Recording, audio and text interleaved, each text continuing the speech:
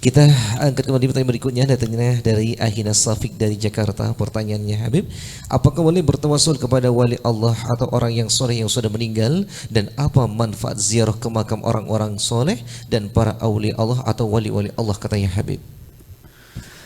At-tawassul. Pertama, hukum dari tawassul itu sendiri dan apa makna dari tawassul. Definisi tawassul itu apa? Gitu loh. Jangan sebagian orang itu tidak ngerti tawassul, langsung dia mengingkari tawassul dari apa yang dia dengar. Anda jangan menilai sesuatu jika Anda tidak tahu. Anda harus tahu dulu sesuatu tersebut yang Anda ingin ingkari itu.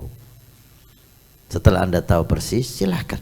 Apa menurut Anda? Gitu. Jangan Anda nggak tahu tawassul itu apa, nggak tahu langsung haram. Kenapa itu tawassul?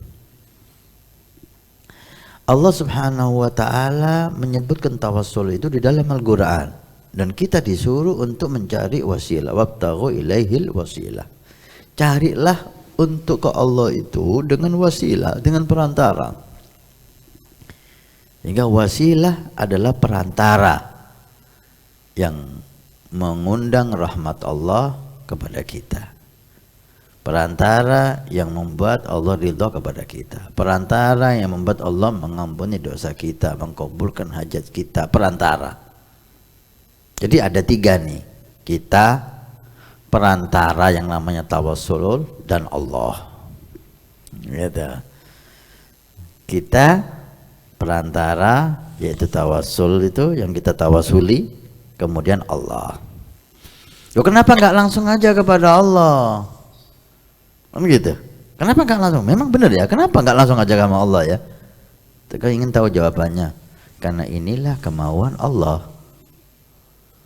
Allah maunya seperti ini. Kita sampai ke Allah lewat perantara. Maunya Allah seperti ini. Kita langsung nggak diterima sama Allah. Loh, ayat Al-Qur'an, ayat idza sa'alta hadis Nabi SAW, idza sa'alta fas'alillah. Kalau kamu minta, mintalah sama Allah. Kalau nah, kita nggak boleh minta sama perantara, mintanya sama Allah tetap. Tapi hadis ini tidak ada larangan untuk dengan perantara, gitu. Jangan kita gunakan hadis ini sebagai larangan untuk kita menjadikan sesuatu itu wasilah, nggak ada. Salah Anda kalau memahami itu. Perantara ini, wasilah ini Allah yang nyuruh. Allah yang nyuruh dalam ayat Al-Quran. Abtaghu ilaihil wasilah. Wasilah. Jelas sekali ayatnya. Tentang hadis Nabi diantaranya, wa idza sa'alta fas'alillah. Jika kamu minta, mintalah sama Allah. Lah, memang yang memberi Allah. Tapi apakah di situ langsung sama Allah? Harus langsung? Gak ada kalimat langsung. Minta sama Allah melalui perantara. Mintanya tetap sama Allah, gitu loh. Perantara ini hanya perantara. Seperti sabda Nabi, Allahul Mu'ti, yang memberi Allah. Wa anal Qasim, saya yang diberi wewenang untuk membagi. Saya yang membagi. Harta-hartanya Allah. Yang memberi Allah, yang bagi saya. Allahumma shalli ala Muhammad. Ini awalan, inilah wasilah ya. Dan wasilah disuruh oleh Allah. Kemudian ulama melihat ayat-ayat Al-Quran, melihat hadis Nabi Shallallahu Alaihi Wasallam, melihat yang dilakukan sahabat, maka menyimpulkan bahwa wasilah itu bisa dengan orang yang dicintai oleh Allah atau amalan yang dicintai oleh Allah. Dari mana ini? Dari yang dia pahami Al-Quranul Karim dan hadis Nabi Sallallahu Alaihi Wasallam, dan yang dilakukan oleh para sahabat Nabi yang mulia. Bukan dari pikiran dan nafsu mereka. Mereka orang alim, mereka orang yang paham tentang ilmu, jauh lebih alim dari kita, dari yang ada sekarang. Taib. Jadi wasilah itu dengan sesuatu yang dicintai oleh Allah, baik manusia ataupun amal saleh.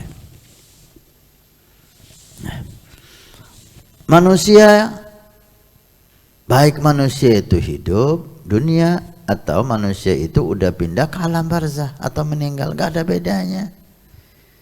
Di sisi Allah nggak ada bedanya, orang hidup orang mati nggak ada bedanya, karena yang ngasih Allah, mereka hanya wasilah.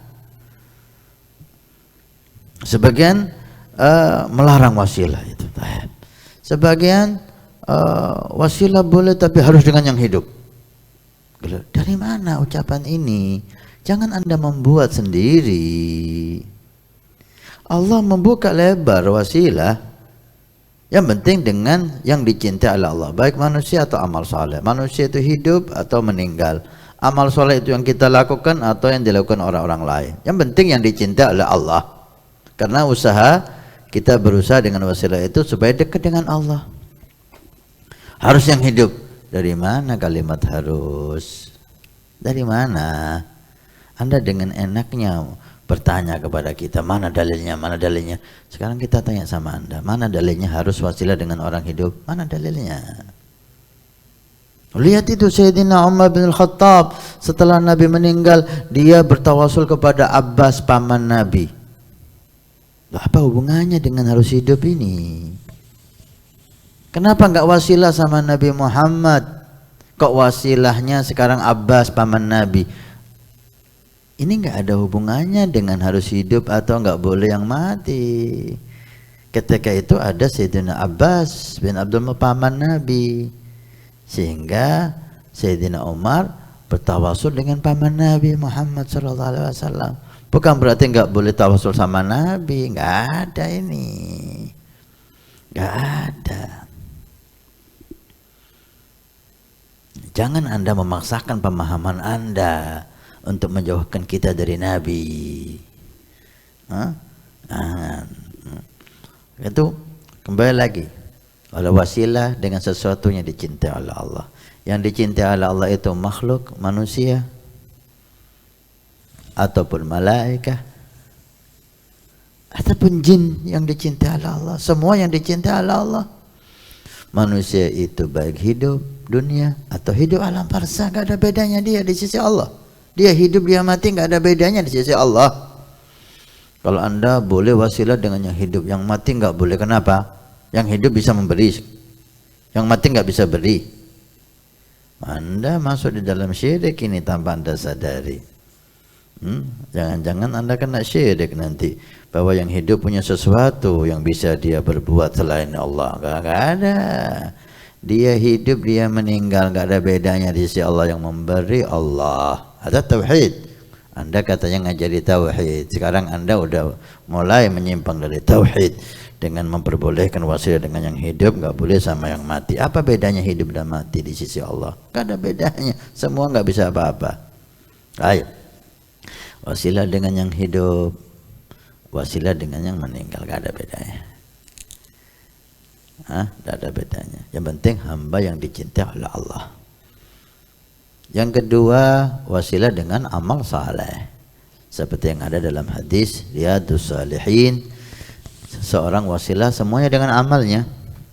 Ada yang amal bakti sama orang tuanya. Ketika 3 orang yang masuk ke gua, kemudian pintu gua tertutup dengan batu besar, tidak bisa geser sedikit pun kecuali rahmat Allah Subhanahu wa taala yang menyelamatkan dia, sehingga setiap orang tawasul dengan amal solehnya. Ada amal soleh yang bakti sama orang tua, dan itu pun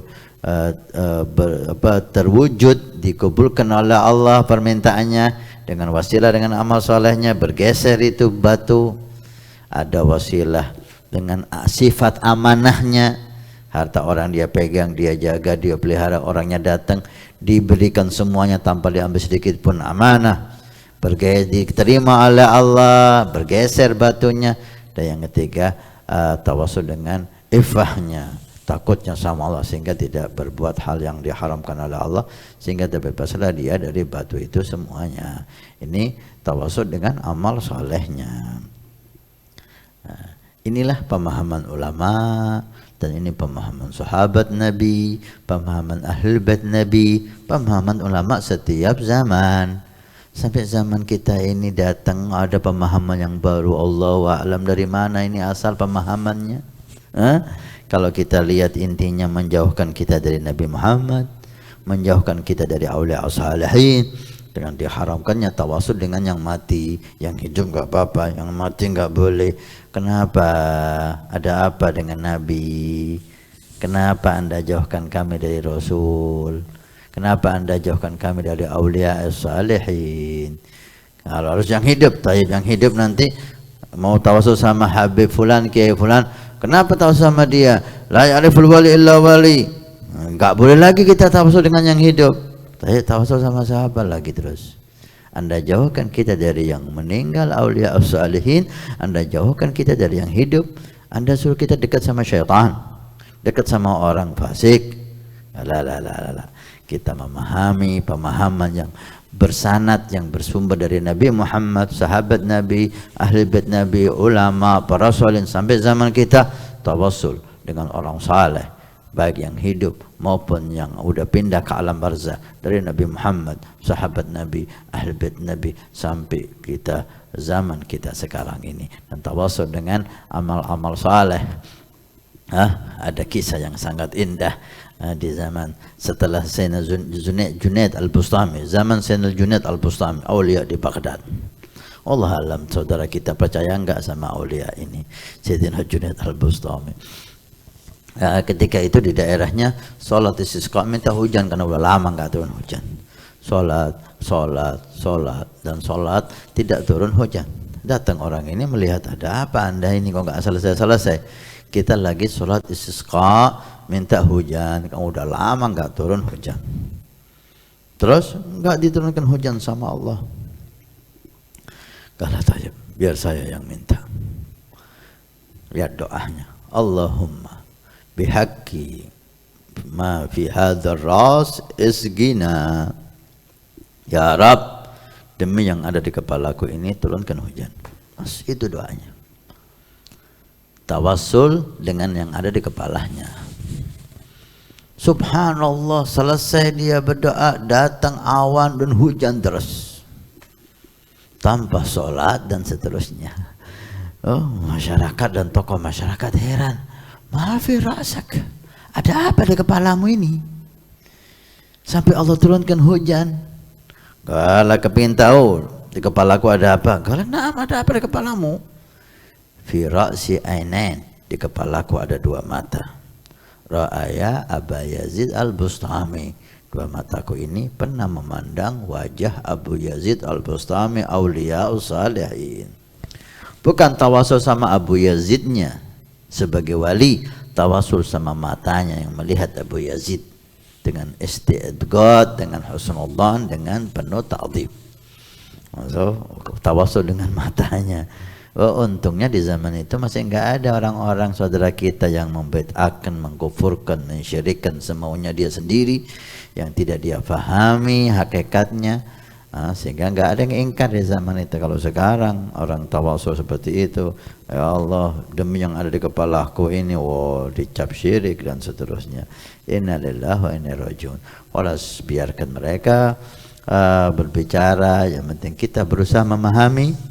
Dan pemahaman kita, pemahaman yang tidak kita ragukan sedikit pun, pemahaman yang kita ambil dari guru-guru mulia, dari para ulama, baik dari ahli bait Nabi Muhammad, dari para salihin yang bersambung terus, pemahaman demi pemahaman yang suci, yang indah, yang bersumber dari Al-Quran dan hadis Nabi dan sahabat dan orang-orang mulia sampai ke Nabi Muhammad. Walhamdulillah, kami enggak butuh dengan pemahamannya siapapun yang di luar sana.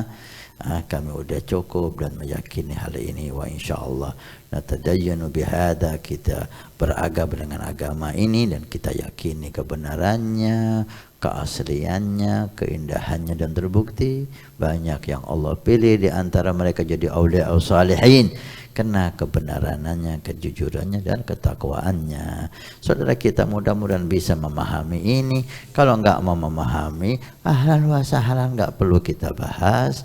sehingga kita terjaga, ukhuwah kita terjaga, mahabbah kita terjaga, dan persaudaraan kita terjaga. Masih banyak kesamaan antara kita dan mereka, masih banyak yang bisa kita kerjasama. Jangan hal semacam ini membuat permusuhan, membuat kita tidak bisa duduk bareng, nggak bisa senyum di wajah saudara kita. Tabassam. Pemahaman seperti yang kita katakan, bahwa pemahaman bukan Al-Quran dan bukan hadis. Jangan posisikan pemahaman saya dan pemahaman Anda seperti hakikat Al-Quran yang tidak bisa salah, hakikat hadis Nabi Muhammad yang pasti benar. Lah, pemahaman bagaimanapun tetap pemahaman yang bisa salah dan bisa enggak benar. Wal-afu minkum. Mudah-mudahan acara ini menjadi indah dan berkah insyaallah.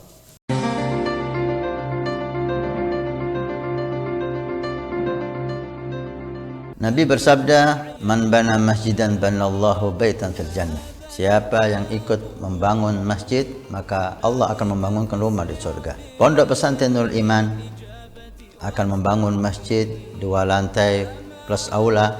Maka kami mengajak untuk kita dan Anda mendapatkan rumah di surga. Kami membutuhkan 2.000 orang per orang, 100.000 per bulan selama 1 tahun. Silahkan Anda daftarkan diri Anda atau almarhum dari orang tua keluarga Anda yang sudah meninggal, atau Anda niatkan untuk putra Anda supaya menjadi putra yang saleh salehah.